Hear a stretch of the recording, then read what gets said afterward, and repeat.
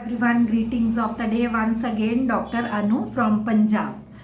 As you all know, the series of differentiation of rubrics is for young homeopathy doctors who are new to the mind method and often get confused with the similar meaning of the rubrics. So in this series, today we will discuss quite wants to be and disturb averse to being. First we will discuss quite wants to be. Quite in Hindi is शांत. हम बचपन से ही सुनते आए हैं ना, teacher बोलती थी keep quiet. The dictionary meaning of the quiet is marked by little or no motion or activity, free from noise, not interfered with, in peace and relaxation. And wants means to have strong desire, to have need of. सरल भाषा में, इन easy language patient की बहुत ज़्यादा इच्छा होती है, बहुत स्ट्रॉन्ग डिज़ायर होती है कि वो ऐसे माहौल में रहे जहाँ शोर शराबा, कोई भी एक्टिविटी ना हो, बस शांति हो.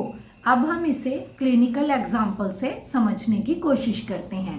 एक लेडी पेशेंट ने आकर बोला कि डॉक्टर साहब, जब मेरा सिर दर्द होता है, उन्हें माइग्रेन की प्रॉब्लम थी, जब मेरा सिर दर्द होता है मुझे होता है कि घर में पूरी तरह शांति हो, कोई टीवी ना चलाए.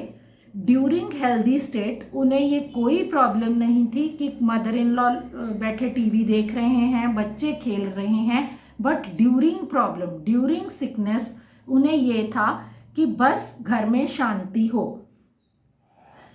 ऐसा नहीं था कि वो काम नहीं करते थे या छोड़ के बैठ जाते थे, लेकिन बस उन्हें ऐसा होता था कि जैसे वो किचन में काम कर रहे हैं तो आसपास कोई बोले ना, सब शांति हो. This is quiet wants to be. अब हम बच्चों के केसेस में देखते हैं कि हम इसे कैसे लेंगे.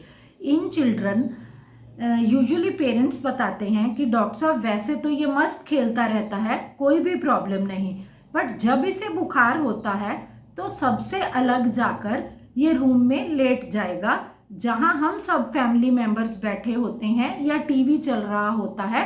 ये वहां नहीं लेटता, तो हमें ढूंढना पड़ता है कि वो कहाँ गया. This is quiet wants to be. अब हम देखते हैं कि what is disturb averse to being. The word disturbed means patient is already in the state of disturbance. The complete rubric is disturbed averse to being. Patient is already in the state of disturbance. In Hindi, disturb is ashanti. It means upsetting or disorganizing something which was previously in the calm state. To upset the balance. Averse is a strong dislike. In easy language, यहाँ patient पहले ही अपनी problem के कारण परेशान चला आ रहा है और अब वो नहीं चाहता कि उसे और अपसेट किया जाए. अब हम इसे क्लिनिकल एग्जाम्पल से समझते हैं. A young girl of 25 year old suffering from eczema. जब उससे पूछा तो उसने बताया कि वो एक कॉम्पिटिटिव एग्जाम की तैयारी कर रही है, तो इसके चलते वो 10-12 घंटे के लिए डेली अपनी स्टडी करते थे.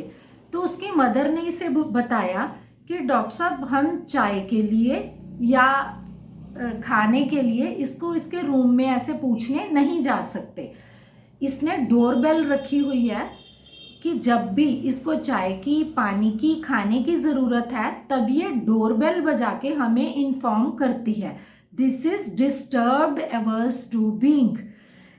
तो मैंने जब उससे ये पूछा कि आपने डोरबेल क्यों रखी हुई है, तो उसने कहा कि मैम, मैं कंबाइंड कॉम्पिटिटिव एग्ज़ाम्स के लिए तैयारी कर रही हूँ.